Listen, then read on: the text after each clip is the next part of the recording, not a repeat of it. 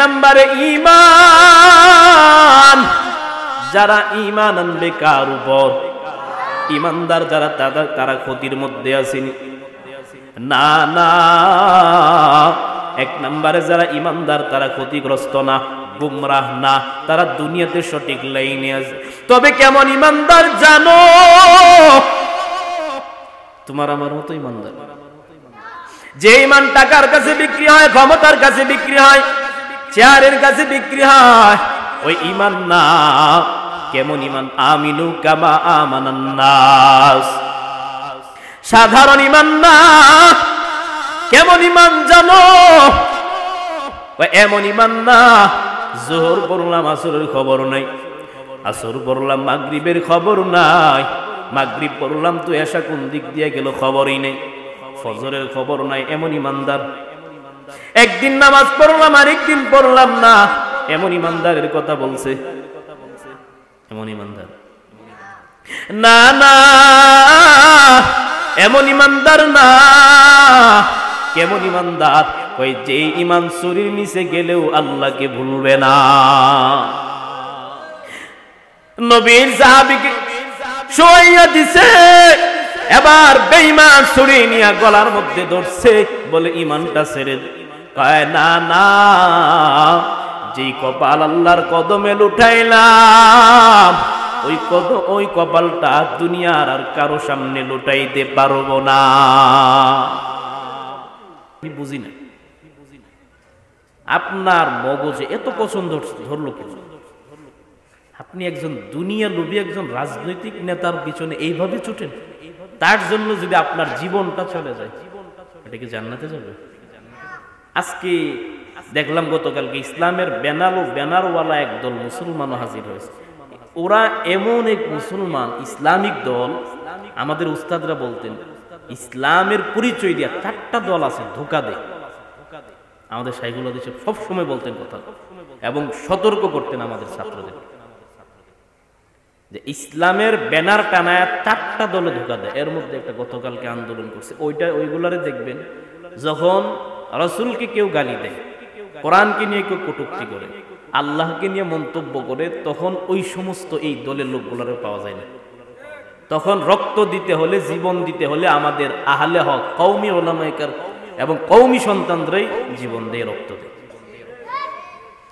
ইসলামের জন্য একমাত্র নিঃস্বার্থে কাজ করে থাকে কওমির সন্তানেরা, অন্য কেউ।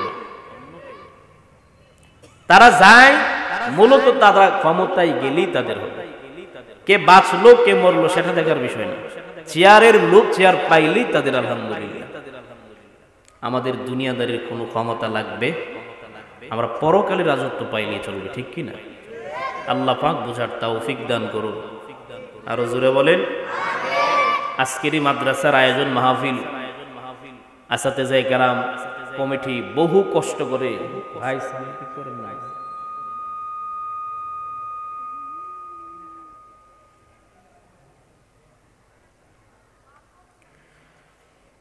এই আয়োজন করেছেন, আপনাদেরকে সুন্দর বাগান উপহার দিয়েছেন জামিয়া ইমদাদিয়া তাহফিজুল কোরআন মাদ্রাসা। যারা উপস্থিত হয়েছেন হবেন, আমরা সকলেই প্রাণ খুলে দিল ভরে মাদ্রাসার জন্য দোয়া করতে পারবো তো ইনশাআল্লাহ। এই মাদ্রাসা যত হবে নাস্তিকদের চুলকানি বাড়বে, ইসলামের বিজয় আস্তে আস্তে প্রকাশ পাবে, ঠিক কি না? মাদ্রাসা হওয়াতে কি কোনো ক্ষতি হইতেছে? কোনো ক্ষতি হইতেছে? এই মাদ্রাসার মধ্যে কি হয়, রাত্রিবেলা জঙ্গির ট্রেনিং দেওয়া হয়, কিভাবে বোমা হামলা করবে প্রশিক্ষণ দেওয়া হয়।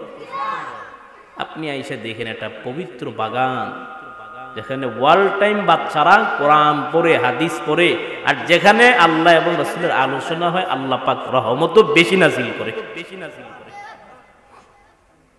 ইলমের একটা গা, ইলম হুনর কা গহওয়ারা तारीका होशे पारा है, हर फूल यहाँ एक शुअला है, हर सर्व यहाँ मीनारा है। बोलें मारहाबा। आरो जोरे बोलें। ए माद्रासा होते कोनो क्षति आछे? आरो जोरे बोलें, क्षति आछे कोनो? इमदाद रशीद अशरफ का कुलजुम अरफा पहलेगा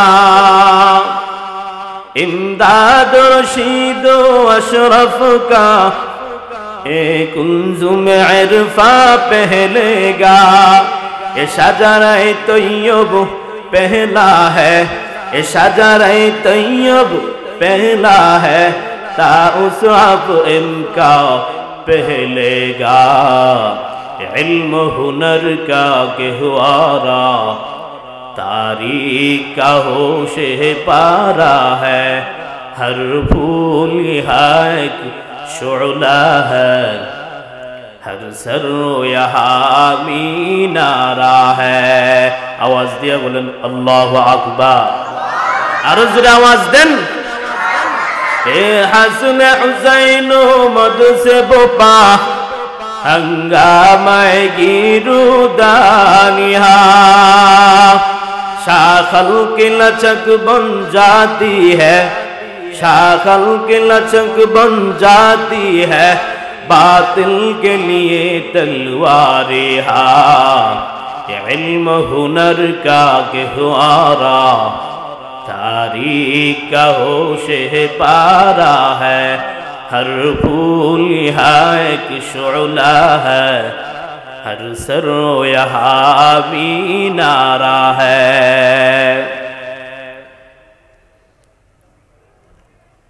আল্লাহ পাক রব্বুল আলামিন আমাদের সকলকে দ্বীনের জন্য কবুল করুন। বলতেছিলাম মাদ্রাসা হতে কোনো ক্ষতি আছে? মাদ্রাসার দেখাশোনা করব তো ইনশাআল্লাহ। আমরা মাদ্রাসাকে নিজের ফ্যামিলির একটা অংশ মনে করব, তাহলেই দেখতে কোনো সমস্যা হবে না। আল্লাহ পাক আমাদের সকলকে দ্বীনের জন্য কবুল করুন। আল্লাহ বলেন ওয়াল আসর ইন্নাল ইনসানা লাফি খুসর। ওয়াল আসর ওয়াওয়ে কসমিয়া লাগায় আল্লাহ পাক আসর মানে সময়, সময়ের শপথ করে বলতেছেন ওয়াল আসর, সময়ের কসম। ইন্নাল ইনসানা লাফি খুসর, নিশ্চয়ই সমস্ত মানুষ ক্ষতির মধ্যে আছে, সকলেই গুমরাহ। তবে ব্রেক লাগায় আবার বলেন ইল্লাল্লাযীনা আমানু ওয়া আমিলুস সালিহাত ওয়া তাওয়াসাউ বিল হক ওয়া তাওয়াসাউ বিস সাবর। সবাই গুমরাহ, তবে চার দল মানুষ গুমরাহ না। কয় দল? ওইদিকে না, কয় দল? চার দল মানুষ কি না? এক নম্বরে যারা ঈমান আছে, ওয়া আমিলুস সালিহাত, আমলে সালিহাত আছে, ওয়া তাওয়াসাউ বিল হক আই আওসা বা'দুহুম বা'দান বিল হক, যারা পরস্পরে সত্যের দাওয়াত দিয়েছেন। আই আওসা বা'দুহুম বা'দান বিস সাবর, পরস্পরে যারা ধৈর্যের সবক দিয়েছে, তারা কোনো ক্ষতির মধ্যে নাই, গুমরাহ নাই। তারা দুনিয়াতে পাবে অমাত্র কল্যাণ, আখেরাতে পাবে জান্নাত, বেহেশতের বাগান, ফুলসিরাত বিদ্যুতের চেয়ে আরো গতিতে পার হয়ে যাবে এবং বিনা হিসাবে জান্নাতে চলে যাবে। চার দল মানুষ ক্ষতির মধ্যে নেই, সবাই ক্ষতির মধ্যে আছে। কয় দল ক্ষতির মধ্যে নেই? এক নম্বরে যারা ঈমান আছে। আল্লাহ পাক বলেন ওয়াল আসর, এক নম্বরে সময়ের শপথ। আল্লাহ পাক সময়ের শপথ করে বলে ওয়াল আসর, সময় একটা বড় দামি সম্পদ। সাহাবায়ে কেরাম প্রশ্ন করলেন আইয়ুল আমালি আহাব্বু ইলাল্লাহ, হে আল্লাহর রাসূল, কোন আমল আল্লাহর কাছে সবচেয়ে বেশি প্রিয়? রাসূল বলেন as-সালাতু আলা ওয়াক্তিহা, সময় মতো নামাজ পড়া। কি মতো নামাজ পড়া? যোহরেরটা আসরের সময় পড়লেন, আসরেরটা মাগরিব, সময় মতো হলো, সময় মতো পড়া হলো উত্তম আমল। রাসূল বলেন নি'মাতানে মাগবুনা কাসীরুম মিনান আস-সিহহাতু ওয়াল ফারাগ, দুইটা নিয়ামতকে মানুষ বেশি অবহেলা করে। কয়টা নিয়ামত? এক নম্বরে সময়, আর একটা সুস্থতা, অবসর সময় এবং সুস্থতা, দুইটা নিয়ামতকে মানুষ বেশি অবহেলা করে। আল্লাহ পাক আমাদেরকে বোঝার তৌফিক দান করুন। আরো জোরে বলেন, আল্লাহ বলেন ওয়াল আসর ইন্নাল ইনসানা লাফি খুসর ইল্লাল্লাযীনা আমানু ওয়া আমিলুস সালিহাতি ওয়া তাওয়াসাউ বিল হক্কি ওয়া তাওয়াসাউ বিস সাবর। আল্লাহ বলেন এক নম্বরে সময়ের শপথ, নিশ্চয় সমস্ত মানুষ ক্ষতির মধ্যে আছে।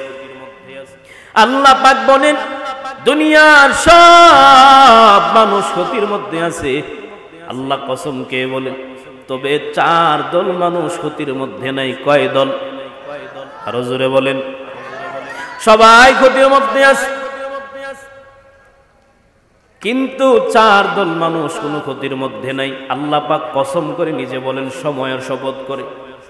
সময় একটা দামি সম্পদের নাম। এই সময়টারে তুমি যে লাইনে কাজে লাগাইবা, সময়টা তোমার জন্য মূল্যায়ন হয়ে যাবে, তুমি দামি হয়ে যাইবা। সময়টারে যদি দুনিয়ার লাইনেও কাজে লাগাও, তুমি দুনিয়ার লাইনে বড় কিছু হতে পারবা, টাকাওয়ালা হতে পারবা, ক্ষমতাওয়ালা হতে পারবা, ধন সম্পদওয়ালা হতে পারবা, টাকার মালিক হবা, বাড়ি গাড়ির মালিক হবা, ধন সম্পদের মালিক হবা। কিন্তু এই সময়টারে যদি পরকালের লাইনেও কাজে লাগাও, দুনিয়াতে তেমন সম্মান না পাইলেও পরকালে সম্মান কে দিবে? আরো জোরে বলেন। ওই যে আজকে আমাদের আকাবির যারা আছে, আল্লামা আহমদ শফি রহমতুল্লাহ আলাই, বাবুনগরী রহমতুল্লাহ আলাই, ওরা এমনিতেই দামি হয় নাই, সময়টারে কাজে লাগাইছে, দামি কে বানায়া দিছে। যারা সময়টারে যে লাইনে কাজে লাগাইবে, সে লাইনে দামি হয়ে যাবে। আজকে যারা যত বড় বড় আলেম হয়েছে, কেউ সময়কে অবহেলা করে হয়েছে না রে বাবা, না। যদি বড় কিছু হওয়ার ইচ্ছা থাকে, মাকসাদ যদি বহু দূরে থাকে, উদ্দেশ্য যদি ভালো থাকে, বড় আলেম হইবা, বড় একজন মানুষ হইবা, অবশ্যই তোমাকে সময়টাকে কাজে লাগাতে হবে। বেহুদা সময় পার করা যাবে নজর নেই, বেহুদা সময় নষ্ট করা যাবে না। না, তুমি যে লাইনে পারো দুই সময়টারে কাজে লাগাও। হয়তো দুনিয়ার লাইনে লাগাও, না হয় পরকালের লাইনে লাগাও। আমি বলবো কাজে লাগাও যে লাইনেই পারো। যে লাইনে সময়টারে কাজে লাগায়, সে লাইনেই দামি হয়ে যায়। সময়টারে যারা কাজে লাগায় না, একদল আছে দুনিয়াতেও ফকির, পরকালেও ফকির। এই যে দুনিয়াতে টাকা নাই, পয়সা নাই, ধন সম্পদ কোনো কিছু নাই, সে নামাজও পড়ে না, রোজাও রাখে না, সুন্নতের দাড়িও নাই, আমল নাই, কোনো কিছু নাই। এই বান্দা দুনিয়াতে যেমন অভাবী, পরকালেও। আর একদল আছে দুনিয়াতে ফকির, পরকালে ধনী। টাকা নাই, পয়সা নাই, কিন্তু নামাজ এক বেলাও ছাড়ে না, এমন আছে না নাই? টাকা পয়সা কিছু নাই, কোন রকম সংসার চলে, কিন্তু বান্দা কোনোদিন রোজা বাদ দেয় না, এমন মুমিন আছে না নাই? তারা হলো দুনিয়ার ফকির, কিন্তু আল্লাহ পাকের দরবারে কিয়ামতের দিন তারা হবে ধনী, জান্নাতি। আর একদল আছে দুনিয়াতেও বাদশাহ, পরকালেও বাদশাহ। তার জ্বলন্ত প্রমাণ উলামায়ে কেরাম। দুনিয়াতে যেমন সম্মানী, আল্লাহ পাক পরকালেও সম্মান দিবে কিনা? কথা কয় না? উলামায়ে কেরাম দুনিয়াতে সম্মানী কিনা? উলামায়ে কেরাম রে আল্লাহ পাক দুনিয়াতেও ধনী বানাইছেন, সম্মান দিবেন, পরকালেও আল্লাহ পাক ধনী বানাইবেন, সম্মান দিবেন। শুধু উলামায়ে কেরামকে দিবে এমন না, উলামায়ে কেরামের মা বাবা যারা আছে তাদেরকেও সম্মান কে দিবে? সময়টারে কাজে লাগাও। ওয়াল আসরি ইন্নাল ইনসানা লাফি খুসর, নিশ্চয় সমস্ত মানুষ ক্ষতির মধ্যে আছে। ইল্লাল্লাযীনা আমানু ওয়া আমিলুস সালিহাত ওয়া তাওয়াসাউ বিল হাক্কি ওয়া তাওয়াসাউ বিস সাবর। সবাই ক্ষতির মধ্যে আছে, তবে কই দল মানুষ ক্ষতির মধ্যে নাই? আরো জোরে বলেন। 1 নম্বরে ঈমান। যারা ঈমান আনবে কার উপর? ঈমানদার যারা, তারা ক্ষতির মধ্যে আসেনি না। না, 1 নম্বরে যারা ঈমানদার তারা ক্ষতিগ্রস্ত না, গুমরাহ না, তারা দুনিয়াতে সঠিক লাইনে আছে। তবে কেমন ঈমানদার জানো? তোমার আমার মতো ঈমানদার। যে ঈমান টাকার কাছে বিক্রি হয়, ক্ষমতার কাছে বিক্রি হয়, চেয়ারের কাছে বিক্রি হয়, ওই ঈমান না। কেমন ঈমান? আমিনু কামা আমানান নাস। সাধারণ ঈমান না। কেমন ঈমান জানো? এমন ঈমান না, যোহর পড়লাম আসরের খবর নাই, আসর পড়লাম মাগরিবের খবর নাই, মাগরিব পড়লাম তো এশা কোন দিক দিয়ে গেল খবরই নেই, ফজরের খবর নাই, এমন ইমানদার। একদিন নামাজ পড়লাম আরেকদিন পড়লাম না, এমন ইমানদারের কথা বলছে, এমন ইমানদার না, না এমন ইমানদার না। কেমন ইমানদার? কই যে ইমান শরীর নিচে গেলেও আল্লাহকে ভুলবে না। নবীর সাহাবীকে শোয়াইয়া দিছে, এবার বেঈমান ছুরি নিয়ে গলার মধ্যে ধরছে, বলে ইমানটা ছেড়ে দে। কয় না না, যেই কপাল আল্লাহর কদমে লুটাইলাম ওই কপালটা দুনিয়ার আর কারো সামনে লুটাইতে পারবো না। আলোচনায় মনোযোগ নেই, কারো মনোযোগ নেই।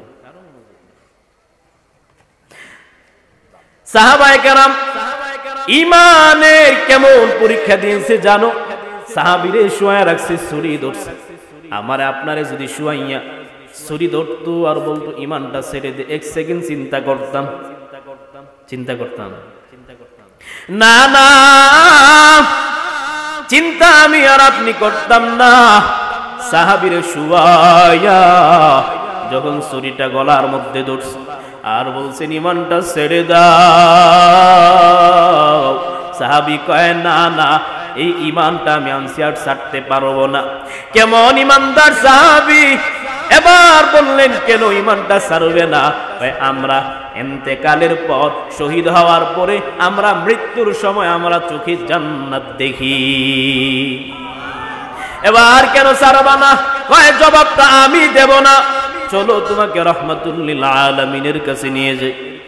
এবার বেঈমান রে নিয়া নবীর দরবারে হাজির হয়ে গেলেন। ইয়া রাসূলুল্লাহ,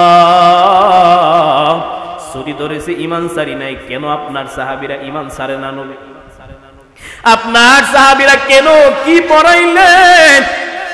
ইমানটা ছাড়তে চায় না।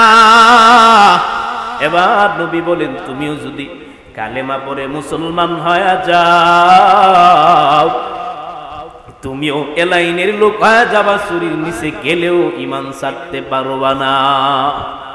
কারণ মুসলমান মরণকে ভয় পায়। রাসূল বলছেন মুমিনের জন্য মরণটা হলো হাদিয়া। কারণ দুনিয়াতে যত কষ্ট করবে মুমিন, পরকালে ইন্তেকালের পর সাথে সাথে জান্নাত কে দিবে? আরো জোরে রাখবেন, আল্লাহ ইন্তেকালের পরে সাথে সাথে জান্নাত দিয়ে দিবে। এই জন্য মুসলমানেরা মৃত্যুকে ভয় পায় না, ছুরিকে ভয় পায় না, বিমা হামলাকে আর বোমাকে ভয় পায় না। বোমার সামনে, হামলার সামনে, ছুরির সামনে, বন্দুকের সামনে দাঁড়াইয়াও ফিলিস্তিনের মুসলমানেরা আল্লাহু আকবার স্লোগান দেয়। তোমার আমার ইমানটা আগে মজবুত করো হে মুমিন। ইমানটা যদি মজবুত হয়, ওয়ালা তাহিনু ওয়ালা তাহজানু ওয়া আনতুমুল আ'লাউন ওয়া আনতুমুল আ'লাউনা ইন কুনতুম মুমিনিন। ইমানটা যদি মজবুত বানাও হে মুমিন, কোনো টেনশন নাই, পেরেশানি নাই। আল্লাহ বলেন তোমাদেরকে চিন্তা ছাড়াই নাজাতের ব্যবস্থা করে দেব। ইমানটার আগে মজবুত বানাও। যখন যেভাবে ইমানের পরীক্ষা দেওয়া দরকার, সেইভাবে ইমানের পরীক্ষা দেওয়ার জন্য তৈয়ার হয়ে যাও। ও সিলেটের মুসলমান, পর্দার অন্তরালের মা, আজকে আমার আপনার ইমান কেমন দুর্বল। নামাজ নাই, পর্দা নাই, হালাল নাই, হারাম নাই, মন চাই জিন্দেগি সারাটা জীবন চালাইলাম। না রে মানা, এই দুনিয়ার জন্য আপনি এত কিছু করলেন, ও বাবা দুনিয়ার জন্য এত কিছু আপনি করলেন। এবার চোখটা যখন বন্ধ হয়ে যাবে, ওই জগৎটার জন্য আমি আপনি কি করলাম, কি পুঁজি আমি কামাই করলাম, কি সামানা আমি বের করলাম, না হিসাবটা মিলাইতে পারি না। এই দুনিয়ার জন্য বাড়ি গাড়ি সব বানাইলাম, কিন্তু অনন্তকাল চিরকাল আমি যেখানে থাকবো ওই জগতের জন্য আমি কি করলাম? তাকায় দেখি আমার নামাজ নাই, আমল নাই, পর্দা নাই, হালাল নাই, হারাম নাই। ও মা, আপনি আজকে এই লাইনে চলে গেছেন দুনিয়ার চাকচিক্যে মত্তমস্ত হইয়া। আপনিও দুনিয়ার লাইনে চলতে চলতে নামাজ নাই, রোজা নাই, পর্দা নাই, হালাল নাই, হারাম নাই, স্বামীর খেদমত নাই, শ্বশুর শাশুড়ির খেদমত নাই, এমনকি আপনি ভালো একজন সন্তানের মা বাবাও হতে পারেন। করে কাপড় কয়টা দিবে? কয়টা? আমার আম্মা জান সাধারণ একজন মহিলা, ইন্তেকালের পর কাপড় কয়টা? আরো জোরে বলেন কয়টা? একটা কাপড় না, কাপড় 5টাই। কয়টা? যে প্রধানমন্ত্রীর কোনো কিছুর অভাব নাই ওর জন্য কাপড় 5টা, আমার আম্মা জানের জন্য 5টা। রাষ্ট্রপতির জন্য যেমন 3টা, আমার আব্বা জানের জন্য কি আরো কম আসেনি? আমার আম্মা জানের জন্য মাটির ঘর, প্রধানমন্ত্রীর জন্য কি বিল্ডিং আছে? না রে বাবা না, মনটার একটু বুঝাও। সব হালাত এক, ইন্তেকালের পর আমার কি হবে? মা একটা সন্তানকে আলেম বানাও, হাফেজ বানাও, আদর্শবান বানাও, দিনদার নামাজি মুত্তাকি পরহেজগার বানাও, আমলওয়ালা বানাও। যদি আমলওয়ালা বানাইতে পারো, আলেম বানাইতে পারো, হাফেজ কুরআন বানাইতে পারো, আর এই আদর্শবান সন্তানটা ইন্তেকালের পর আপনার কবরের সামনে দাঁড়াইয়া চোখের পানি ছেড়ে ছেড়ে যখন কান্না করবে, রব্বির হামহুমা কামা রব্বায়ানি সগীরা। মদিনাওয়ালা নবী বলেন, সন্তান যখন মা বাবার জন্য দোয়া করে, মা বাবা যখন সন্তানের জন্য দোয়া করে, আমার আল্লাহ পাক পর্দাবিহীন দোয়াটা সাথে সাথে কবুল করে নেয়। এই জন্য একটা সন্তানকে আমলওয়ালা বানাও, হাফেজ বানাও, আলেম বানাও, মাদ্রাসায় পড়াও, আদর্শবান বানাইয়া নিজের জীবনটারে ধন্য করে নাও। ও মা, আপনি কেন আজকে সমান অধিকারের জন্য রাস্তায় যাবেন? আর কেন বলবেন আপনি সমান অধিকার চান? পুরুষের যে অধিকার, আপনিও কেন সেই অধিকার চান রে মা? ও মা, একটু মনটারে দুর্বল বানাও। তুমিও একজন মা, আম্মা জান খাদিজাও একজন মা। মালিকের দরবারে কান্নাকাটি করো, হে মালিক, আমি খাদিজা না, আমি ফাতেমা না। ফাতেমার মতো একজন নারী, খাদিজার মতো একজন নারী। ও আল্লাহ, খাদিজার গুণে গুণান্বিত করে দাও, ফাতেমার গুণে গুণান্বিত করে দাও। এই কামনা করে মা বসে থাকলে হবে না। মাঝে মাঝে যখন রাত্র গভীর হয়, মাঝে মাঝে ঘুম থেকে উঠে নামাজের মুসল্লাটা বিছাইয়া মালিকের দরবারে চোখের পানি ছেড়ে ছেড়ে কান্না করো। ও দয়ার মালিক, আদর্শবান সন্তানের মা বাবা হওয়ার তৌফিক দান করে। মালিকের দরবারে কান্নাকাটি করো, আমলের লাইনে আগাও, ইমানটারে মজবুত বানাও। কেমন মজবুত? বলে আরেকজন বেঈমানের সামনে গেলে ইমানটা বিক্রি হয়ে যাবে, সামনে টাকা আসলে ইমানটা বিক্রি হয়ে যাবে, ক্ষমতা আসলে, চেয়ার আসলে ইমান বিক্রি হয়ে যাবে। না রে বাবা না, এমন ইমানটা না। আল্লাহ বলেছেন আমিনু কামা আমানান নাস। এখান থেকে সবক দিয়া বলতেছেন সাহাবীদের মতো ঈমান আনতে হবে। সাহাবীদের ঈমান কেমন ছিল জানো? নবী সাহাবী সাআদ রাদিয়াল্লাহু তাআলা আনহু মুসলমান হওয়ার পর মা বলতেছেন, সাআদ, তুমি যে কালেমা পড়ে মুসলমান হয়েছো, তুমি জলদি কালেমাটা ছেড়ে দাও। সাআদ কয়, মা,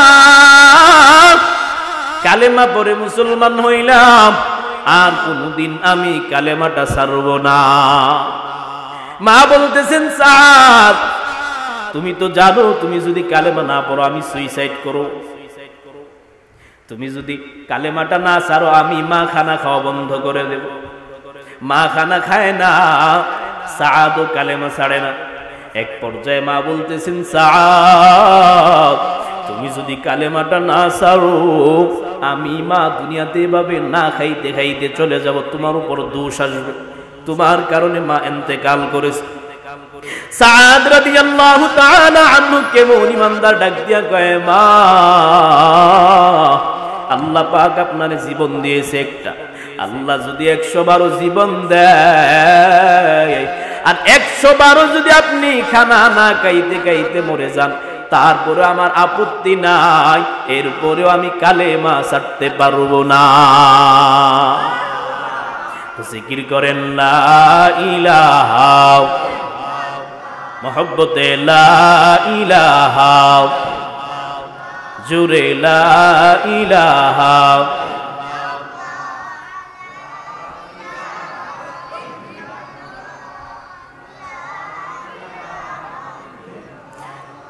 বহু দূরে মদিনা কেমনে যাব জানি না, বহু দূরে মদিনা কেমনে যাব জানি না।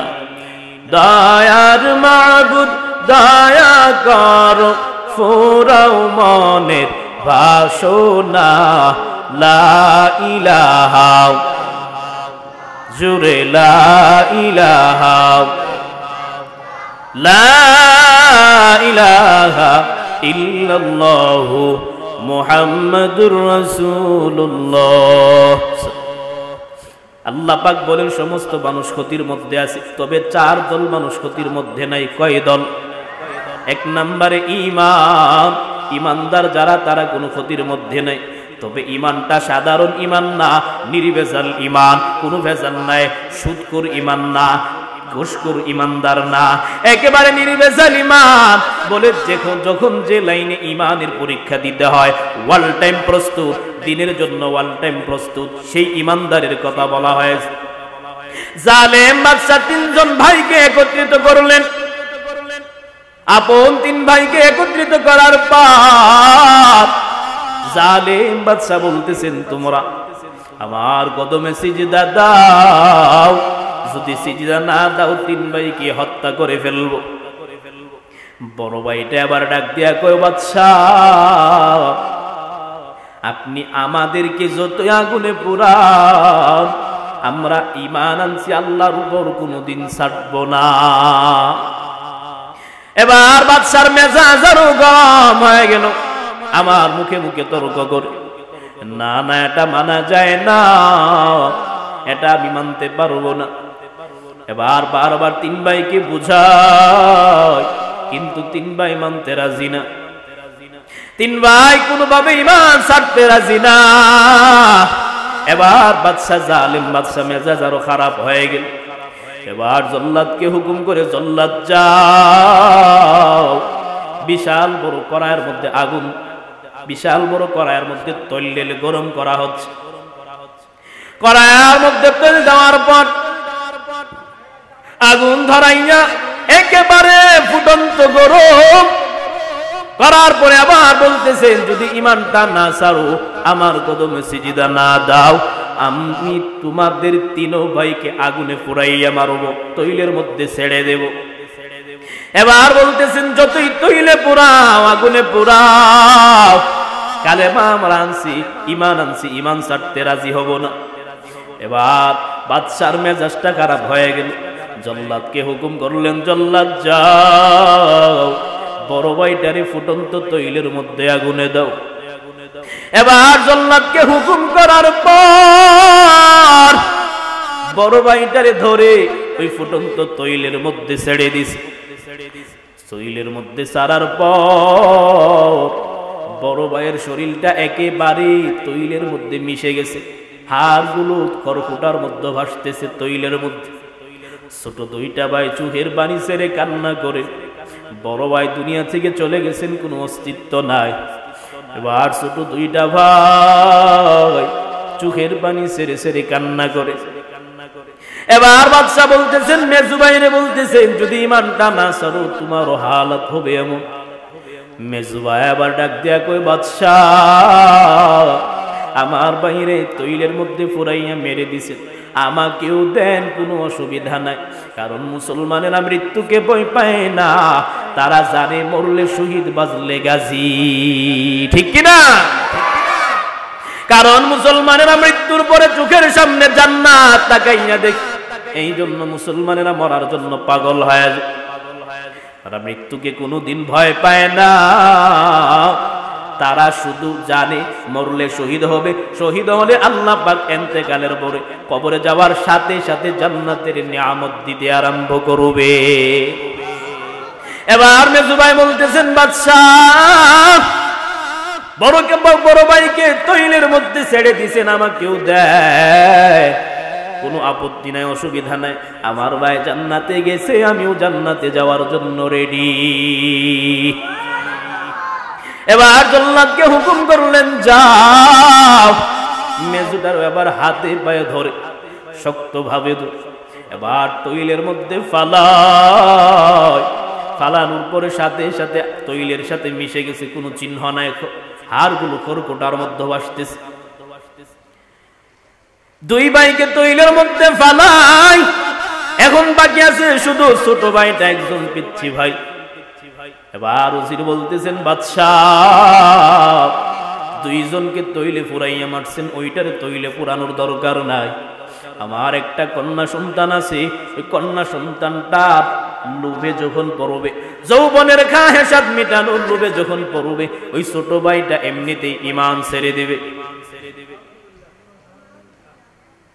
এবার বলতেছেন, ওজির বলতেছেন, বাদশা আমার হাতে ছোট ভাইটারে ছেড়ে দেন, ওরে বেঈমান বানানোর দায়িত্ব আমার।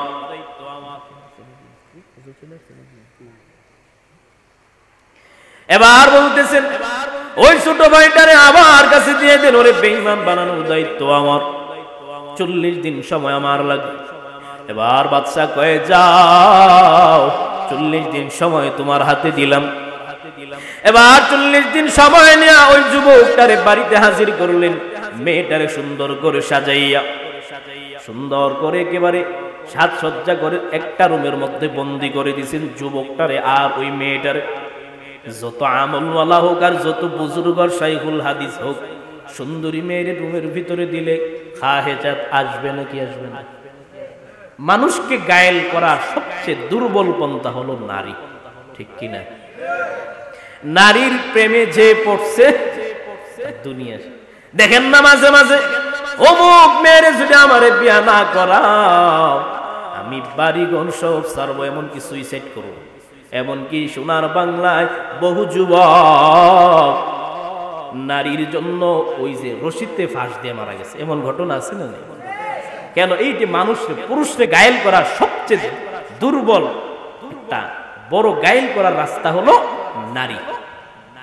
নারীর ফাঁদে পড়লে পুরুষ শেষ।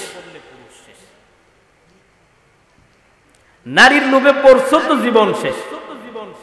দুর্বল করার সবচেয়ে বড় পন্থা হলো নারী। এবার বলতেছেন, আমাকে 40 দিন সময় দাও। যাও যাও, 40 দিন দিলাম। এবার কন্যাটারে সুন্দর করে সাজাইয়া যুবকের কন্যাটারে একই রুমের মধ্যে বন্দি করে দিলেন। মেয়েটা বারবার তার সৌন্দর্য প্রকাশ করার জন্য সামনে যায়।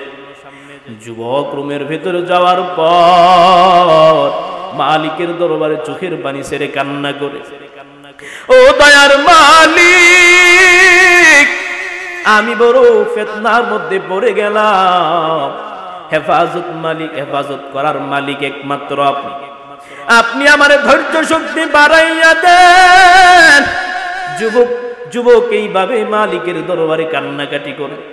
মেয়েটা বারবার ফাঁদে ফেলানোর জন্য সামনে যায়, সৌন্দর্য প্রকাশ করে আর বলেন, ও যুবক, আমার জন্য শহরের এমন কোন ছেলে নাই, পাগল না, আমার পিছনে ঘোরে না, আমাকে সবাই কাছে পেতে চায়। তুমি কেমন যুবক, তুমি আমার দিকে ফিরে তাকাও না। যুবক কয়, বোন আমার, আমি তোমার দিকে তাকাইতে আমার বড় মন চায়, তবে তুমি আমাকে তোমার দিকে তাকাইতে বাধ্য করবা না, কারণ আমি আল্লাহকে ভয় করি। আমি আল্লাহকে ভয় করি, তাকানোর জন্য আমাকে বাধ্য করবা না। মেয়েটা এইভাবে চেষ্টা করতে করতে করতে 39 দিন গেল। কতদিন ঘুমাইতেছেন? কতদিন গেছে? 39 দিন যাওয়ার পর আবার বাবা ডাক দিয়া বলেন, ও মা, সময় তো প্রায় শেষ, আগামীকাল সময় শেষ হয়ে যাবে। এবার বলো যুবকরে কতটুকু বেঈমান বানাইছো, দিনের লাইন থেকে সরায়া নিয়ে আসছো। এবার যুবতী ডাক দিয়া বলেন, বাবা, আমার জন্য এমন কোন ছেলে নাই, পাগল না, এমন কোন ছেলে নাই আমাকে চায় না, কাছে পেতে চায় না, কিন্তু কেমন একটা যুবক আমার রুমে দিলে। এই 40 দিন গেল, যুবকটা আমার দিকে একদিনও ফিরাও তাকায় নাই। সুবহানাল্লাহ। না আপনারা তো তার থেকে আরো বড় বুজুর্গ না? আমি বারবার চেষ্টা করলাম, যুবক তাকাও, আমার মতো সুন্দরী নারী এই শহরে কেউ নেই। সবাই আমাকে কাছে পেতে চায়। যুবক শুধু এতটুকু বলতো, ও বোন আমার, তুমি আমার জন্য হালাল না, তুমি আমার জন্য হালাল না, তুমি আমার জন্য হারাম। আল্লাহ পাক নিষেধ করছেন, তুমি তোমার দিকে আমাকে তাকাইতে বাধ্য করবা না। আমি দিনের লাইনে চলতে চাই, দিনের পথে চলতে চাই, আল্লাহকে ভয় করি, আল্লাহকে ভয় করি, তুমি আমাকে তাকাইতে বাধ্য করবা না। ও বাবা, আমি দেখতাম যুবকটা আমাকে বারবার এমন ভাবে রিকোয়েস্ট করত, আর আমি মাঝে মাঝে তাকায় দেখতাম ও রাত্রি বেলা সেজদার মধ্যে পড়ে থাকতো, সেজদার মধ্যে পড়ে যেন কি গুনগুন করে বলতো, আর আমি তাকাইয়া দেখতাম তার চতুর্দিকে কি যেন সুস্বাদু খাবার, ফল ফ্রুট ভরা থাকতো। এবার এভাবে 40 দিন যাওয়ার পর যুবকরা আর বেঈমান বানাইতে পারে না। রাত্রি যখন শেষ, রাত একত্রিত হয়ে গেল, আর বলতেছেন, যুবক আমার, দীর্ঘদিন সময় তো তোমার পিছনে ব্যয় করলাম, আমার দিকে তোমার আকৃষ্ট আমি করতে পারলাম না। ও যুবক, তুমি কোন লাইনের লোক, কেমন লোক, আমার দিকে তাকাও না। এবার যুবক বলেন, তুমিও যদি আমার লাইনে চলে আসো, তুমিও আর আমার দিকে তাকাইবা না, কারণ ইসলাম পর্দা করার জন্য বলেছে। আমারে আপনারে যদি এই বাদশাহ মেরে দিত, আমরা বললাম কিসের ধর্ম আর কিসের ইসলাম আর ইমান, সুযোগ পাইছি সারা যাবে, এমন চিন্তা আমাদের। না না, যুবক কয়, আমি কাকে ভয় করি? আরো জোরে বলেন। যুবক বলেন, আমি আল্লাহকে ভয় করি। এবার বলতেছেন, তুমি কোন লাইনের লোক? আমি এমন লাইনের লোক।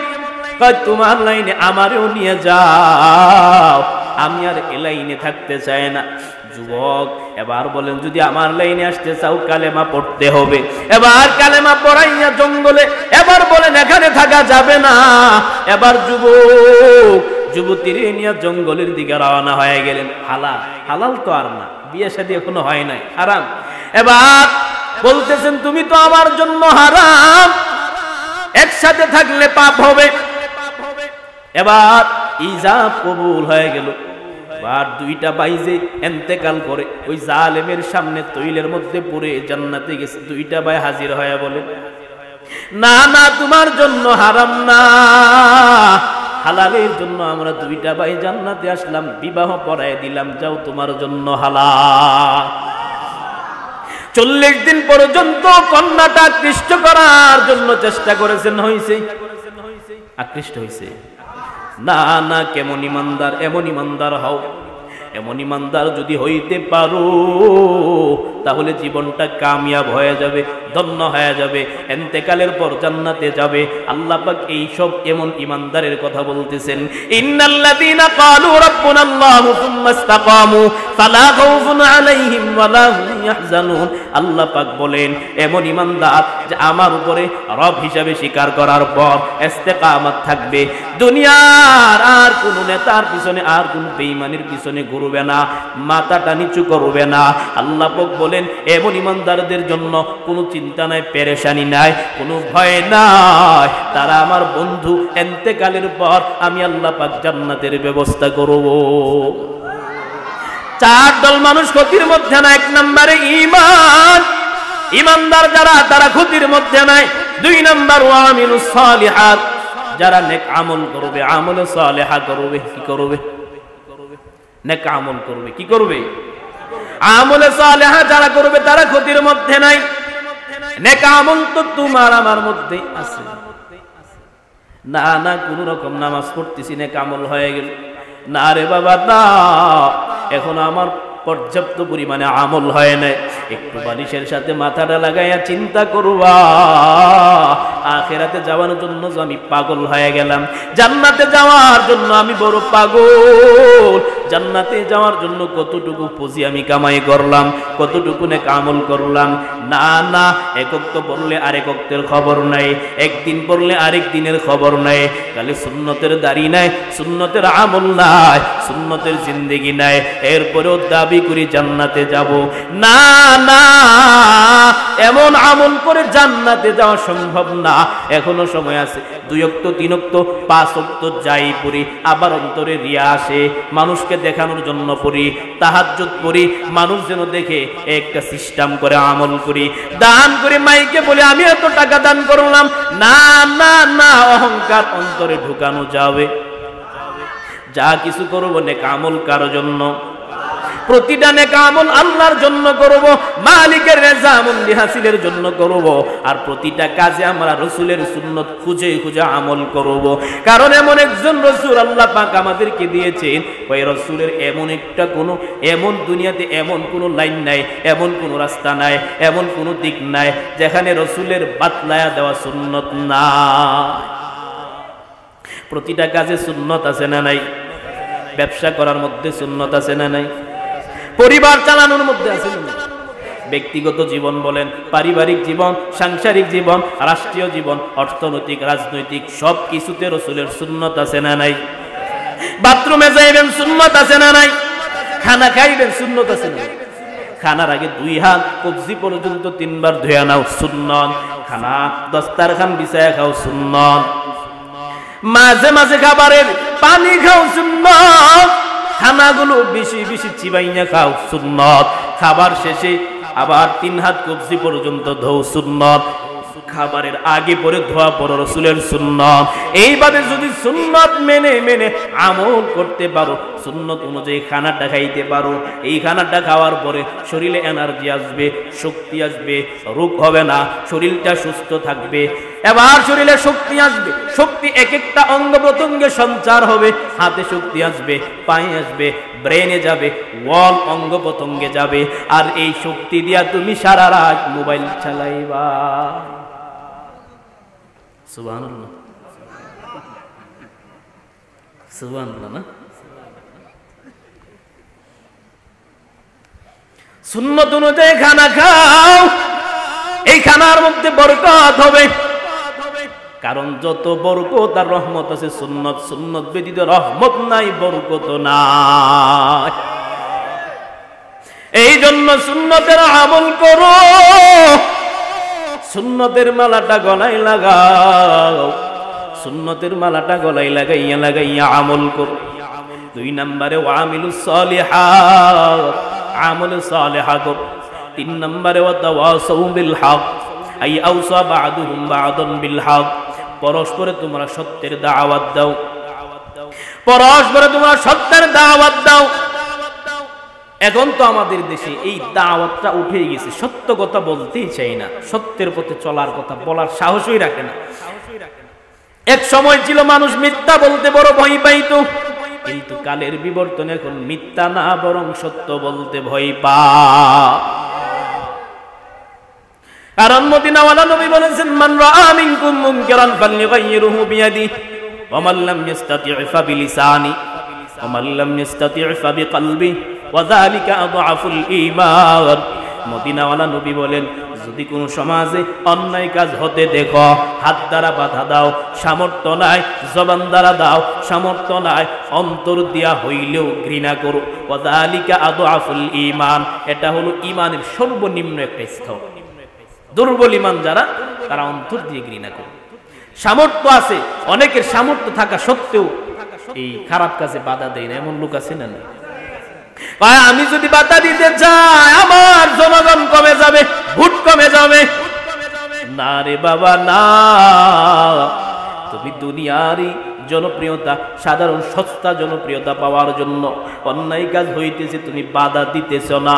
কিয়ামতের ময়দানে আল্লাহ পাক সামনে হাজির করবেন, কাঠগড়ায় দাঁড়াইয়া হিসাব না দেওয়া পর্যন্ত জান্নাতে যাওয়া যাবে।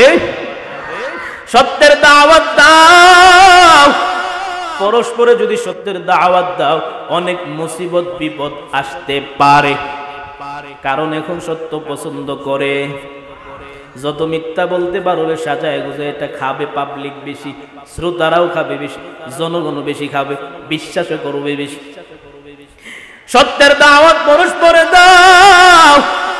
মদিনাওয়ালা নবী যেমন ভাবে সত্যের দাওয়াত দিছে, নবী জানেন গেলে মায়ের খাবে সত্য বলার জন্য, এরপরও দাওয়াত দিছেন কিনা? যেই নবীর শরীরে মশা মাছি বসা হারাম, ওই নবী আমার সত্যের দাওয়াত নিয়ে তায়েফের ময়দানে রওয়ানা। তায়েফের ময়দানে যাওয়ার পর মদিনাওয়ালা নবী মানুষদেরকে বুঝায় আর বলেন, বাবারা মূর্তি পূজার ইবাদত ছেড়ে দাও, এক আল্লাহর ইবাদত করো। আল্লাহ আমারে নবী বানাইয়া পাঠাইছে, আমাকে রসুল হিসেবে তোমরা গ্রহণ করো, মূর্তি পূজার ইবাদত বাদ দাও। তায়েফের লোকেরা রাসূলের দাওয়াতে ক্ষিপ্ত হইয়া সত্যের দাওয়াত গ্রহণ না করে বলতেছেন, কোথা থেকে পাগল আসছে, যাও যাও যাও, তোমার দাওয়াত গ্রহণ করা হবে না। মদিনাওয়ালা নবী বারবার শিখানোর পর, বারবার বোঝানোর পরেও যখন ব্যর্থ হয়ে গেল, নবী আমার এবার ব্যর্থ হয়ে এবার রওনা হয়ে গেলেন, তাদের কাছ থেকে বিদায় হয়ে গেলেন। কিছু দূর যাওয়ার পর বেঈমানেরা কয়, না এভাবে তাকে ছেড়ে দেওয়া যাবে না। এবার কিছু যুবককে লেলিয়ে দিলেন, কিছু পাথর দিয়ে বললেন, যাও ওই যে ওই পাগলটার শরীরের মধ্যে আঘাত করো। এবার দুষ্ট যুবকেরা এবার নবীর পিছু লাগলেন, পিছু লেগে পাথর নিয়ে এবার নবীকে একবারে বৃষ্টির মতো নিক্ষেপ করতে শুরু করলেন, বৃষ্টির মতো পাথর নিক্ষেপ করতেছে। নবীর উপরে বারবার নিক্ষেপ করার কারণে নবীর পুরোটা শরীর রক্তে রঞ্জিত হয়ে গেছে। নবী চোখের পানি ছেড়ে কাঁদেন, মালিক সত্যের দাওয়াত দিতে গিয়ে এই হালাত। আল্লাহ পাক জিবরাইল পাঠিয়ে দিলেন, ইয়া রাসূলুল্লাহ, আল্লাহ পাক আমাকে বহু পাওয়ার দিয়েছে, আপনি একবার আমাকে আদেশ করুন, নবী আমার তায়েফবাসী যারা আছে সবাইকে আমি আমার দুই পাখা দিয়া ধ্বংস করে দেব। রাহমাতুল লিল আলামিন মদিনাওয়ালা নবী বলেন, ও ভাই জিবরাইল, না না, তায়েফবাসী আমাকে চিনে নাই, এই জন্য তারা আমাকে মারছে, তারা আমাকে আঘাত করেছে, কিন্তু না, এমন একদিন আসবে তায়েফও ইসলামের পতাকা উত্তোলন হবে। না না, তাদেরকে মারা যাবে না, তারা বুঝে নাই, তাদের ছেলে মেয়েরা বুঝবে, নাতিপুতিরাও বুঝবে, তারাও আমার উপর বুঝে ঈমান আনবে। কেমন নবী আমার, এত মাইর খাইছেন দাওয়াত দিতে গিয়ে, এরপরে উম্মতের মায়া যায় না। সত্যের দাওয়াত দিতে গিয়ে নবীর এত হালাত, এই হালাত, পুরোটা শরীর রক্তে রঞ্জিত হয়ে গেছে। নবী আমার এরপরও দাওয়াত বন্ধ করেন নাই। আজকেও যদি সমাজের মধ্যে তুমি সত্যের দাওয়াত দাও, মাঝে মাঝে জেলখানায় যেতে হবে, মাঝে মাঝে তোমাকে কারাগারে যেতে হবে। যত মিথ্যা দাওয়াত দিবা, সত্য কথা না বলবা, হক কথা না বলবা, ততই তুমি মুক্ত বাতাসে ঘুরবা। কারণ সত্য বলতে পারলেই বন্দী, ঠিক কিনা? আবার মাহফিলে যাওয়ার পরে পরে বারবার কমিটি কানে কানে বলে, হুজুর বহুদূর থেকে আসছেন, রাজনীতির কোনো কথা বলবেন না, রাজনীতির কোনো কথা বলা যাবে না, কোরআন হাদিসে যা আছে তাই বলবেন। এখন যদি কোরআন হাদিস দিয়ে আমি বয়ান করি, কোরআন হাদিস কি বেনামাজির পক্ষে? বেনামাজির পক্ষে। যারা সুদ খায় সুদখোরের পক্ষে, ঘুষখোরের পক্ষে, চাঁদাবাজির টেন্ডারবাজির পক্ষে না।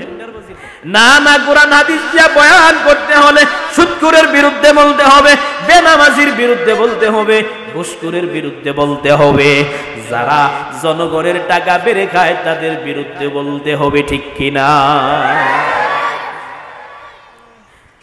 কথা বলো উদ্দেশ্য খারাপ, আর বলে হুজুররা কেন রাজনীতি করে? সারা জীবন কোরআন হাদিস আতায় হুজুররা, রাজনীতি কেন হুজুররা করে? কোরআন হাদিস ও রাজনীতির কোনো ওয়াজ নাই। বাঙালি যেই দিকে ঠেলা ওই দিকেই তো, কোরআন হাদিসে রাজনীতির কথা নাই। রাসূল আমার রাষ্ট্র পরিচালনা করছে না, রাসূল এলাকা পরিচালনা করছে না, তো রাজনীতির কথা নাই কেমনে? আরে তোমার থেকে তো হুজুররা বেশি বুঝে, তুমি কেন বলো রাজনীতিতে হুজুররা কেন? না রে বাবা না, তোমার আল্লাহ পাক ক্ষমতা দিয়েছেন, অবহেলায় অলাইনে তুমি কাজে লাগায়ও না, বেলাইনে তুমি ক্ষমতাটারে তুমি ব্যয় করো না। আল্লাহ পাক তোমাকে চেয়ারম্যান মেম্বার বানাইছেন, তোমাকে এমপি বানাইছেন, মন্ত্রী বানাইছেন, অনৈতিক কাজ দূর করা যায় চিন্তা করো। আল্লাহ পাক দুনিয়াতেও সম্মান বানাইবেন, সম্মান দিবেন, পরকালেও আল্লাহ পাক সম্মান দিবেন। ওয়া তাওয়াসাউ বিল হক আই আওসা বা'দুহুম বা'দান বিল হক। সবাই ক্ষতির মধ্যে আছে, চার দল মানুষ ক্ষতির মধ্যে নাই। এর মধ্যে 3 নাম্বার হলো যারা পরস্পরে কিসের দাওয়াত দেয়? কিসের দাওয়াত দেয়? জোরে বলেন। পিছনের হেরা ঘুমাইতেছে, হ্যাঁ? নারায়ে তাকবীর। ওই যে হেরা দিছে না। বিয়ে করছেন কেটা কেটা দেখি হাত টান তো। বিয়ে করছেন? ওমা কয়জন বিয়ে করছেন তো? আর পর আওয়াজ নাই। যদি দেখতাম যে প্রায় 4 ভাগের 3.5 ভাগ বিয়ে করে লাইছেন, তাইলে আমি বুঝতাম যে দুর্বল আওয়াজ নাই, মানে বিয়ে শাদী করছেন না তো আওয়াজ নাই। নারায়ে তাকবীর। আর যারা বিয়ে করছেন না তাড়াতাড়ি বিয়ে করো, কারণ রমি বলেন ইয়া মা'শারা শাবাব মান ইসতাতা'a মিনকুমুল বা'আতা ফালইয়াতাযাওয়াজ ফাইন্নাহু আগাদ্দু লিল বাসার ওয়া আহসানু লিল ফারজ। বিয়ে করে না, সামর্থ্য আছে বিয়ে করে, কারণ এটা বিয়ে করলে কি হয়? আন-নিকাহু নিসফুল ঈমান, ঈমানটা পরিপূর্ণতা পায় এবং চোখের যে জিনা আছে এটা থেকে বাঁচা যায়, যৌন খাহেসাত দূর হয়ে যায়। কারণ নিজের ঘরে থাকলে অন্যেরটার প্রতি লোভ যাবে, নিজের ঘরে না থাকলে তো আরেকটার প্রতি লোভ যাইবে, ঠিক না? আল্লাহ পাক বুঝার তৌফিক দান করুন। 4 দল মানুষ গতির মধ্যে নাই। 3 নাম্বার গেল পরস্পর যারা সত্যের দাওয়াত দেয়। 4 নাম্বার ওয়া তাওয়াসাউ বিস সাবর আই আওসা বা'দুহুম বা'দান বিস সাবর। আল্লাহ পাক বলেন যারা পরস্পরের ধৈর্যের সবক শোনায় তারাও কোনো ক্ষতির মধ্যে নাই, কারণ ধৈর্যের দাম আছে না নাই? আরো জোরে বলেন। ধৈর্যশীল বান্দাদের ব্যাপারে আল্লাহ বলেন ইন্নামা ইউওয়াফাস সাবিরুনা আজরাহুম বিগাইরি হিসাব। আল্লাহ পাক বলেন ধৈর্যশীল বান্দাদেরকে বিনা হিসাবে বেগায়ের হিসাব জান্নাত দিয়ে দিবে। ধৈর্যের পাহাড় গড়ো হে মুমিন। আল্লাহ পাক ধৈর্যশীল বান্দাদেরকে পছন্দ করেন। সাহাবায়ে কেরাম মুসিবতে পড়লে নবীর কাছে বলতেন, নবী বলতেন যাও মালিকের দরবারে নামাজ পড়ে ধৈর্যের পরিচয় দাও। ইস্তাঈনু বিস-সাবরি ওয়াস-সালাহ ইন্নাল্লাহা মা'আস সাবিরিন। বিপদে পড়েছো, মুসিবতে পড়েছো, যাও আল্লাহ পাকের কাছে চাও, নামাজের মাধ্যমে ধৈর্য ধরে মালিকের কাছে চাও। ধৈর্য যদি ধরতে পারো, মদিনাওয়ালা নবী বলেন নামাজটা শেষ হওয়ার আগেই আল্লাহ পাক গায়বী সাহায্য করবে। সুবহানাল্লাহ। না জোরে বলেন। ধৈর্যের পাহাড় গড়ো হে মুমিন। ধৈর্যশীল বান্দাদেরকে আমার আল্লাহ বড় পছন্দ করেন, কিন্তু সমাজে এমন হয়েছে ধৈর্য আমাদের আসেনি। কথা বলতেছে কি ব্যাপার? কথা বলতেছে কেন? ধৈর্য আছে? ইমাম সাহেবের কাছে বারবার বলেন হুজুর কেরাত লম্বা করবেন না, যত পারেন ছোট কেরাত পড়েন, বেশি লম্বা করা যাবে না। ধৈর্য আসেনি। রমজান মাসে হাফেজ সাহেব দ্রুত গতিতে তারাবি পড়ায়, মুসল্লিরা ওই যে শাস্ত্রে গিয়া ইমাম সাহেবের বড় প্রশংসা করে, আমাদের মসজিদের হাফেজ সাহেব কত ভালো বলে বিদ্যুতের গতি তার কাছে ফেল। ধৈর্য আসেনি? আরে তোমার কয় মিনিট লাগছে? আমার 1 ঘন্টা। আল্লাহর রহমতে আমার আধা ঘন্টায় তারা বিশেষ। ধৈর্য আছে? না না, ধৈর্য নাই। ধৈর্যটা করো, ধৈর্য নামক গুণটা অর্জন করো।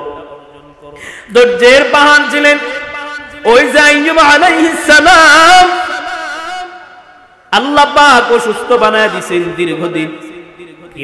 কিরা ছিলেন, কিরা পোকা পোকা তার শরীরে পছন্দ, সব ছেড়ে চলে গেছেন, বিবিরা চলে গেছেন। এলাকাবাসী বলতেছেন, ও আইয়ুব, তুমি আমাদের এলাকায় আর থাকতে পারবা না, যাও যাও আমাদের এলাকা ছেড়ে চলে যাও। এবার পোকামাকড়ের শরীর নিয়ে আইয়ুব আলাইহিস সালাম রওনা হয়ে গেলেন। বিবি রহিমা বলেন, ও স্বামী আমার, সবাই আপনাকে ছেড়ে চলে গেছে, আমি যাব না। এবার বিবি রহিমাকে নিয়ে আইয়ুব আলাইহিস সালাম জঙ্গলের দিকে রওনা। জঙ্গলে যাওয়ার পর আইয়ুব আলাইহিস সালাম মালিকের দরবারে বল, ও দয়ার মালিক, গোটা শরীর আমার কিরায় ধরে ফেলছে, পোকামাকড় ধরে ফেলছে, আমার কোনো অসুবিধা নাই, তবে জিহ্বাটা হেফাজত রাখিও যেন আপনার গোলামি করতে পারি। আমার গোটা শরীর পোকায় ধরো, অসুবিধা নাই, কিন্তু আমার জিহ্বাটারে আপনি দুর্বল বানাইবেন না, অসুস্থ বানাইবেন না। আমি এই জিহ্বা দিয়ে আপনার গোলামি করব, আপনাকে ডাকবো। জঙ্গলে থাকেন বিবি, মানুষের বাড়ি বাড়ি কাজ করে করে স্বামীকে খাবার খাওয়ায়, মানুষের বাড়ি কাজ করে করে খাবার খাওয়ায়।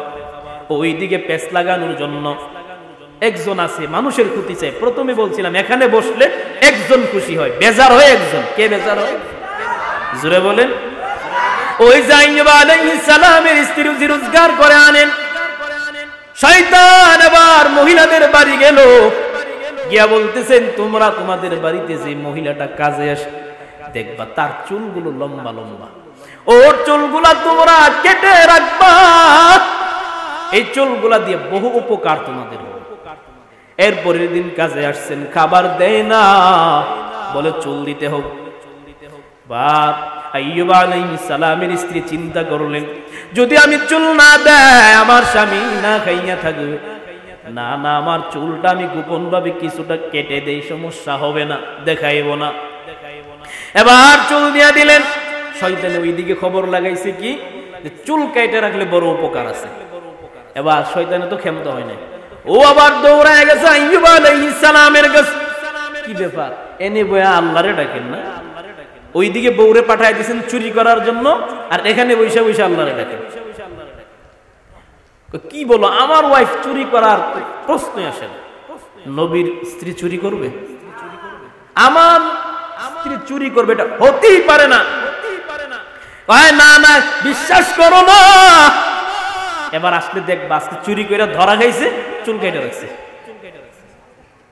ওইদিকে কি কি রাখাইছে, আজকে চুরি করতে গেছে ধরা খাইছে, জরিমানা স্বরূপ চুল কেটে রেখে দিয়েছে।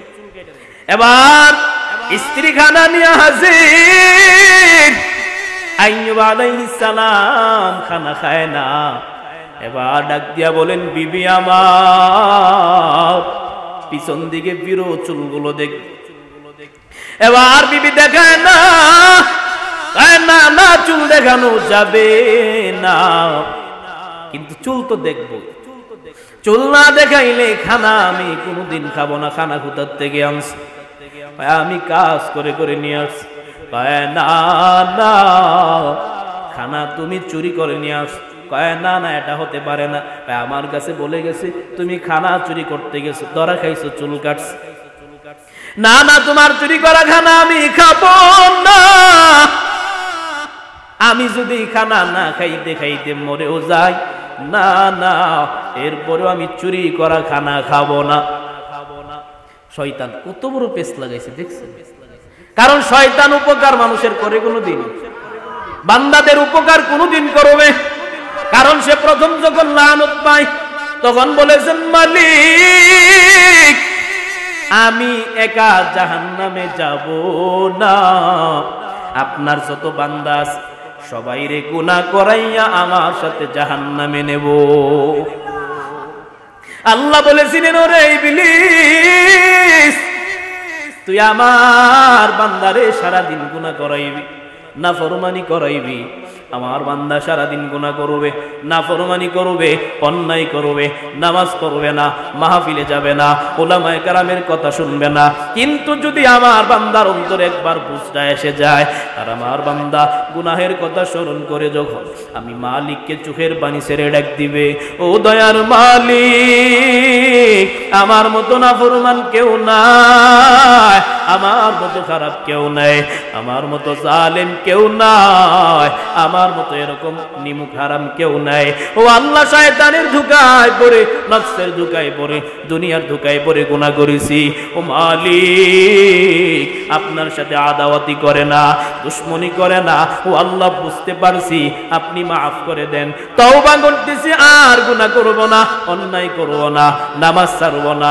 এইভাবে যখন আমার বান্দা চোখের পানি ছেড়ে কান্না করবে আর আমার ভয়ে যখন আমার বান্দার চোখ দিয়া দুইটা ফুটা পানি বের হয়ে যাবে, মদিনাওয়ালা নবী বলেন, ও জানো উম্মতেরা, জেনে রাখো, চোখের পানি যদি 2 ফুটাও হয়, মাছির ডানা পরিমাণও হয়, আমার আল্লাহ পাক আমার উম্মতের চোখের পানির বিনিময় পিছনের সব গুনাহ মাফ করে দিবে।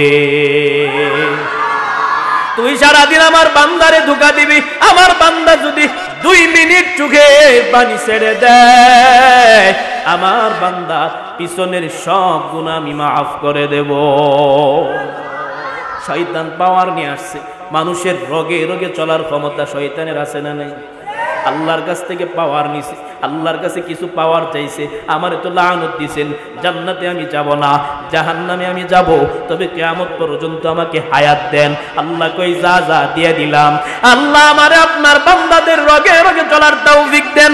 আল্লাহ কই, যা যা কুওয়াত করে দিয়ে দিলাম। ইবলিস এইরকম ভাবে আরো কিছু পাওয়ার নিলেন, নেওয়ার পর বান্দাদের রোগে রোগে চলে চলে ধোঁকা দিতে থাকে আর বারবার বলে, এখানে বসে কি বয়ান শুনো, যাও যাও বাহিরে কত সুন্দর আড্ডা হইতেছে, দেখে আসো, যাও যাও ওই যে রাস্তা দিয়ে মেয়েরা হাঁটতেছে, ওখানে যাও মজা করো। এখানে যারা বসছেন কম কষ্ট করে বসছেন, হ্যাঁ? এরপরেও যে কত মানুষের ভিতরে গেলে খুঁচাইতেছে, কখন ওইটা যাইব, ঠিক কিনা? কিন্তু শেষ পর্যন্ত থাকার নিয়ত সকলেরই আছে, ঠিক না? থাকবেন না কারা কারা দেখি ইনশাআল্লাহ। মাশাআল্লাহ, নারায়ে তাকবীর। শেষ পর্যন্ত কারা কারা থাকবেন দুহাত, নারায়ে তাকবীর। আল্লাহ পাক সকলকে কবুল করুন, বলেন আমিন। বলতেছিলাম, শয়তান কোনদিন মানুষের উপকার করে। এক মুরব্বি সে হাইটা হাইটা মসজিদে যাইতেছে,